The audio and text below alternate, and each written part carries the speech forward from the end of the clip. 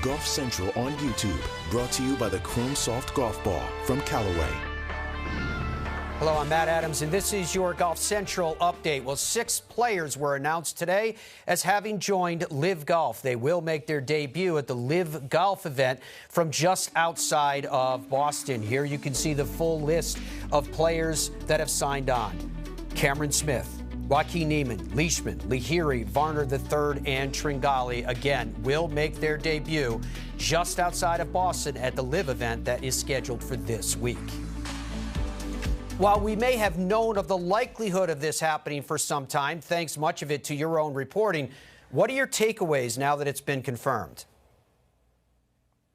Well, as soon as the news came out this morning, Matt, I had to think about Trevor Immelman, the president of the captain of the President's Cup team for the international side this year. And even though he knew this was coming, think about how differently this team looks than it probably looked 2 years ago when he took this job. He was probably envisioning a team that had Louis Oosthuizen and Brendan Grace, Abe Ancer, Carlos Ortiz, Joaquin Niemann, Cam Smith. Certainly Mark Leishman was probably going to be on that team. Essentially, you've taken half of what he thought his team was going to be and told him that they're no longer going to be qualified, and he's going to have to start from scratch. And imagine how difficult that process is going to be. And the other half that I thought about is Joaquin Niemann was one of the 23 players that was in the room 2 weeks ago in Wilmington, Delaware, when Tiger Woods and Rory McIlroy had that meeting, and they sort of outlined where the tour was going from here. Now, I spoke with one player who was in that meeting shortly afterward, and I asked him how did they decide who got invited? And it was pretty clear that if you were going to go to LIV Golf, or there were rumors that you were going to go to LIV Golf, that you weren't going to be allowed in this meeting. There was probably some things discussed in there that they didn't want to be going to the other side in this situation. So, given that context, you can imagine how things have changed so dramatically that Joaquin had been in that room, and I'm sure there was an understanding among the players that he was going to stay with the PGA Tour, and yet here we are today with him going to LIV. Well, let's pick up on that for a second then, Rex. After that meeting led by Tiger and Rory, and of course the changes by the PGA Tour, were there any players that you thought might be going to LIV that did not as a result? I don't know, they might be going to LIV. We heard a lot of rumors. I would go immediately to Cameron Young, who's going to be the Rookie of the Year, coming off a phenomenal season, and just point to the idea that when Ryan Lavner talked to him on Sunday, he kind of opened up about the idea that LIV Golf was something he was interested in. He had clearly had conversations with them. He was also in that room with Tiger Woods and Rory McIlroy, you pointed out, and he got the full blueprint of where the PGA Tour was going, the announcements that Commissioner Jay Monahan made last week. And he said as much that part of his decision-making process, along with the fact that he is young, he's in his early 20s, and he wants to play in major championships, but certainly the changes that the Tour have implemented and will implement next year went into that decision not to go to LIV Golf.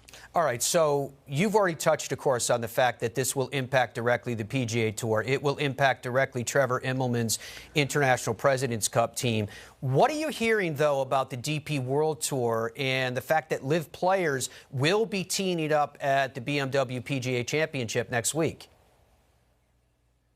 Well, as awkward as the Scottish Open was in July, and you had some LIV players who were granted a stay and were able to compete in that, and it was very, very awkward, it's going to be even more so in 2 weeks at the BMW PGA Championship. Keep in mind, this is the DP World Tour's flagship event, so much so that Keith Pelley, the CEO of the DP World Tour, sent a memo to players this morning. He referenced, quote, strong opposition to those 18 LIV players being able to compete at Wentworth in 2 weeks, and he kind of outlined why exactly they're allowed in the field. Unlike the PGA Tour, the European Tour does not really have the mechanism within their regulations to outright suspend players. And Keith kind of outlined going forward, there will be a hearing next February in the United Kingdom courts that will decide if they're allowed to continue to play in those events. But until that hearing, those players are going to be allowed to not only compete in DP World Tour events, they're going to be allowed to collect DP World Tour points heading towards the end of the season. They're going to be allowed to collect world ranking points, and perhaps most significantly, they're going to be allowed to collect European Tour points for the Ryder Cup going into next year. So there's a lot on the line right now for Keith and his tour. Absolutely fascinating. Rex, excellent work. Thank you very much. All right, let's take a look at the top 8. These are the ones that automatically have qualified for the International President's Cup. Clearly, we're anticipating major changes to this list as it's led by Cameron Smith. You can see right there at number 1. Number 4, Joaquin Niemann. So we are fully expecting there will be some changes. As to Cameron Smith, It was only a short time ago that he spoke to the prospect of going to LIV, and perhaps even more poignantly at this moment, to play in the President's Cup.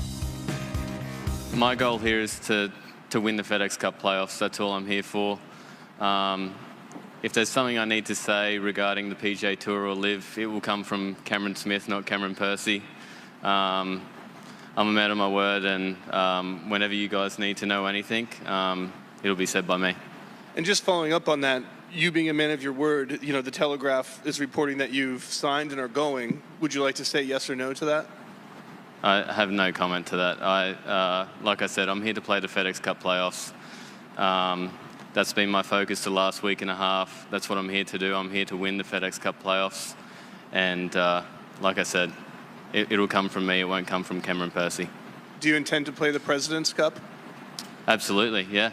That's something that we've been looking forward to for the last 3 years. We missed a year because of COVID, and that's something that I look forward to being a part of. All right, I'm joined by Jaime Diaz, and Jaime, I'm curious what your reaction is to all of this news. Well, you know, Cameron Smith's a loss. He's #2 player in the world. He looks like he's got a bullet. He's going to get better. He's 29 years old. He's won majors, really dramatically won the Players. He's done a lot of really great things. He's got great hands. He's got great talent. It reminds me of Patrick Reed, who's also gone to LIV. So these things are undeniable losses. But at the same time, you just don't know what's in a player's decision-making apparatus. Cameron Smith looks like he loves the arena when he's in it. But maybe he really doesn't. You know, he's talked about, you know, loving to be in fishing, loving to go back to Australia, wants to open a coffee shop when he retires. Maybe he likes the leisure and doesn't like the pressure and the demands and the expectations and the travel and everything else that comes with trying to be a great player, or doesn't love it enough. And that he was able, in his mind, to justify taking a lot of money and losing out on that opportunity to make history. That's puzzling to me sometimes, but I understand not everybody's wired the same way. We get used to studying the greatest players, whether it's Jack Nicklaus or Tiger, whoever. That's a given. They want to go in that direction. Not every player does. All right, so because of the proximity then to the President's Cup, this announcement seems to particularly sting for the International President's Cup team. Your thoughts in terms of that reaction? Well, the international team's made a lot of great strides as they've tried to get closer and better and trying to win that President's Cup. And, you know, competitively, culturally, all these things have been progress. And right now, this is a setback. There's no doubt about it. They're losing some real stalwarts, whether it's Leishman or Neiman or Cam Smith. At the same time, maybe they go in as underdogs and just let it fly. And who knows, maybe something romantic happens and they turn out to be, a great Cinderella story. But chances are it's going to be a loss again, and maybe a lopsided one. And the President's Cup will recover, because I think people will understand this has been a very challenging year. Any sense, Jaime, that we're at a point where the number of players we're hearing from, the prominence of the player that we're hearing from, will start to slow down considerably? It seems that way because of what the PGA Tour did with improvements, but at the same time, money talks, and you have players who listen more than others.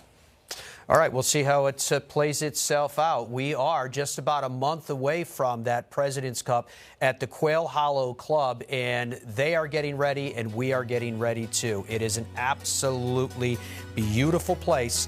What will happen at that time? Well, it's going to play itself out, and we shall see. That was your Golf Central update. Thank you for joining us, folks. So long.